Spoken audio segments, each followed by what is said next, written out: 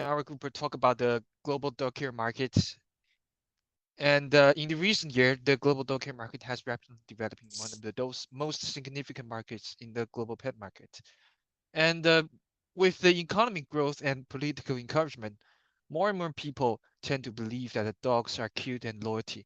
Therefore, more people in the world are treating their dogs as family members or children's, leading the huge increase uh, leading a huge increase of the demand of product and service related to the dog care across the globe.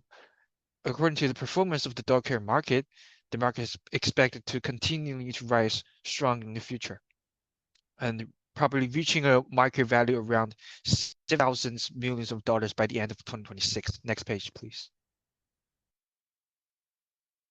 Oh yeah, so the next page is in this article is to analysis the global dog care industry. Firstly, we're gonna analyze the homogeneity and heterogeneity of the global industry through the pedestal.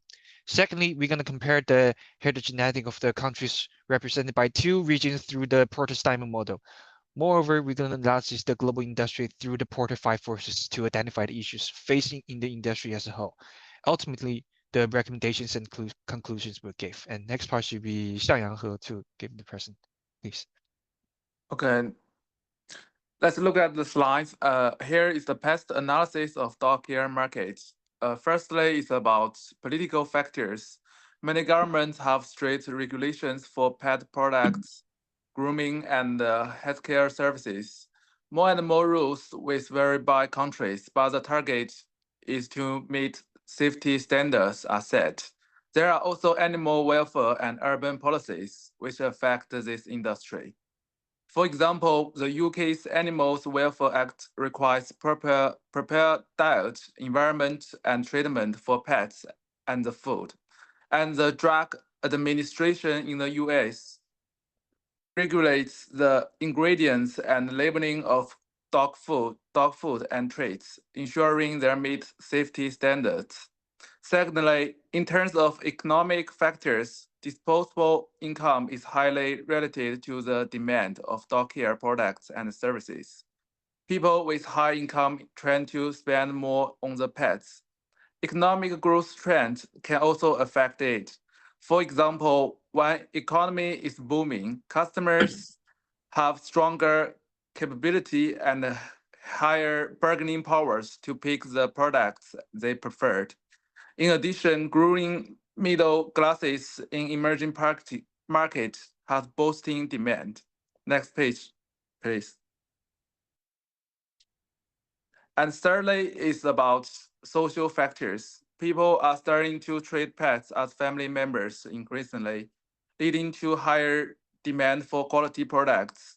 With the rising members of singles, child-free couples, and aging populations, dogs are treated as important alternatives and companions. Nowadays, greater awareness of welfare exists, leading to more health and wellness trends, like pursuing natural products, which requires the industry to be more sustainable. And finally, technology factors with the development of e-commerce is easier for pet owners to access a wide range of dog care products and services. There are also advanced pet health and tracking technology which can track their dog's health and location. When dogs are ill, advanced diagnostics, personalized medicine, and telehealth can be used. Dog care industry would be benefit from the advanced technology. And next person is Chao. Thanks, Xiaoyang. Um, the US and Asia are the two largest dog care markets in the world. However, when the US market is keeping a moderate growth, the Asia market, especially China, is growing rapidly. China has been seen as the focal point of the future dog care market, and the reasons can be explained by the economic, cultural, political, and technology factors. Next page, please. Firstly, China's GDP per capita growth is much higher than the US, which means that the average income level of the Chinese residents is continuously increasing. The rising income will promote consumers to spend more money on non-essential goods and services such as dog care. On the other hand, China has a huge population base, which is 4 times than that of the US. Importantly, as China is one of the fastest aging countries in the world, it offers opportunities for the dog care industry, since an increasing number of Chinese aging people adopt dogs to accompany with them. Next page, please. As for cultural factors, there are significant differences between Chinese and US culture. For example, the US is an individualistic and indulgent society. It means that they value pleasure and personal values. They adopt dogs meanings for entertainment. However, Chinese people value collective and they are restrained, so they are more likely to see their dogs as family members and willing to purchase products and services for their pets, especially when they have disposable income. Next page, please. In terms of political factors, according to the worldwide governance indicators, China has a weak formal institutional environment, but the US has a strong formal institutional environment. It means that, compared to the US, China's dog care industry has more possibility to face significant issues, such as lack of effective supervision, which is not good for a healthy development. Finally, US companies such as Mars and NASA, as the market leaders, hold the patents of dog care products, but dog care, especially dog food technologies, are developing rapidly in China, which also provide opportunities for the market to grow rapidly. Next people is Anyu. Thanks, Yushao. So now I will introduce the Porter's demo model to compare with China and American. So firstly is factor conditions. In China, you still got early stage of the development and the products relies on imports. So why talking about the products rely on imports? A great example is like oxygen cage for the pet, because this machine is mostly from another country, it's like American. And the market scale drives the growth of the talents and the facilities. And American got abundant professional resources and advanced facilities. They got a large number of the veterans and pet behavior experts, and still got high investment in scientific research. And for demand conditions, in China, it is increasing young population drives demand for basic care, but demand for advanced services is not yet fully widespread. A great example in China is like for the young people feel lonely, so they got like a pie. And in China, it's still got rapid market development and strong demand. But in American, yeah, which is a multi-pack culture, like the Yuchao said before in the culture factors, like pets are regarding as the family members, and the customers are willing to invest in highly expenditure, and demand is segmented, including food, medical care, and insurance. So next thing is related and supporting industries.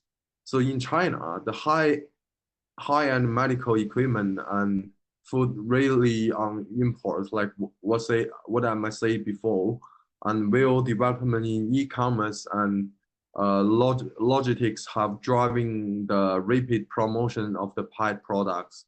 For example, like they using some TikTok, like some social media to recommend some products. But in American, the related industry chain is perfect with a completing package of the pet food, insurance, medical care training.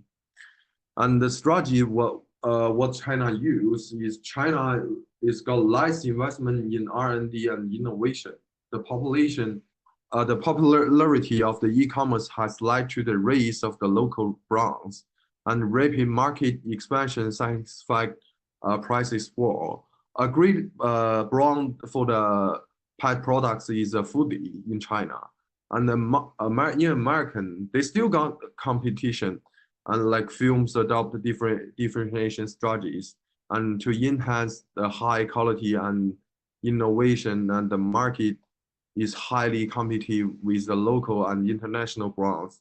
A great brand like Yuchao said is a Nestle pet food. Now I will hand Tongli to keep our presentation. Okay, fine. As my teammate said, this industry has seen impressive growth. But even with this growth, it still faces a few ongoing issues. Analyzing the global dog care industry with Porter 5 forces model makes it easier to identify these issues. First, let's look at competition. The dog care market is largely controlled by a few major players. Mars and Nestle, for example, hold over 50% of the market value. Smaller companies are all often struggle to match the skill, brand loyalty, and the distribution network that these giants have built. As we know about dependency theory, disadvantages of major companies can limit diversity and innovation in the market. So next slide, please. Another significant issue is the pressure on suppliers and manufacturers. Producing dog care products, especially food, require high quality ingredients. And more countries are raising safety standards for these materials, which means it will increase costs. Another issue is supply chain distribution. According to a recent survey by the Pet Industry Association, 75% of pet food distributors have experienced supply chain distribution in the past year because of the COVID-19 pandemic and other global events. With rising costs of raw materials and ongoing supply chain distributions, keeping price stable has become a challenge. So next slide, please. What about barriers? They are also becoming more selective. They want natural, high-quality ingredients and often prefer brands with sustainable practices. Meeting these new demands require invest in research, development, and marketing, adding pressure to companies. Lastly, let's consider the importance of distribution channels. The way customers buy pet products has changed in recent years. E-commerce now play a huge role, allowing customers to order online. However, traditional retailers, especially big chains and supermarkets, still account for nearly half of the market sales. This means companies need to maintain strong relationship with both e-commerce and traditional retail channels, balancing resources and strategies across both to meet customers' expectation. So let's move to the recommendation part. Okay, thank you, Tong. And there's two recommendations. The first one is expand the dog care service such as the grooming service in developed countries. As we all know, the high deposit income of the dog owners in the developed countries allows them to focus not just the high quality of the dog food, but also the service related to the dog. And there has a potential growth in the developed countries regions such as using the service like grooming or the dog care centers. And for example, the American will spend 11% of the CAGRs on the pets between 2019 to 2023. And 16 millions of households had at least one dog as a family members, but not everyone cleans their dogs. So therefore, the demand for the dog grooming service has increased, especially under the stimulations of the social media. And for dog owners in developing country, grooming service and dog care centers can effectively save them times and keep them happy. Moreover, the grooming service can build the customer loyalty while producing the service and use the interaction to recommend other companies' products, such as the dog food and the dog toys. And the second recommendation should be expand the dog food in those developing countries. The developing countries have the growing in the middle class areas, and some Asian and Latin American countries have the huge potential in dog food market. Lifestyle changes due to the industrializations have led people in developing countries to more away from the traditional dog food in flavor of healthy nutrition and organic dog food. Meanwhile, with the longer working hours, packaged dog food offer the convenience for them as well. For example, the Indian dog care's market share is only 3.4% of the total market shares. But there's a 70 new company in the dog care industry have chosen to enter the India in 2021 to 2022, providing that there's still many opportunities in developing countries to expand the dog food market, like India. Next page, please. Okay, in conclusion, based on the above model, we can see that the global dog care industry will growing significantly in the future, which is related to the policy, economies, culture, and technologies. Particularly the massive growth in some developing countries has opened up opportunities for the dog care related to the companies. And also the lack of the local legal legislations has also reduced the barriers for those new entrants. And thank you. That is the end of our presentation.